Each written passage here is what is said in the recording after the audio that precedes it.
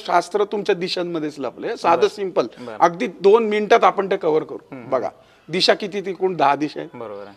पूर्व, तुमच्या सौ म्हणतात की नाही, आमचे हे करतील ती पूर्व. पूर्व दिशा. करतील ती पश्चिम का नाही, उत्तर का नाही, दक्षिण का नाही, करतील ती पूर्व. म्हणजे कर्त्याची पूर्व, म्हणजे सूर्य उगवतो, म्हणजे तो करताय, म्हणून ती कर्तृत्ववान माणसाची पूर्व.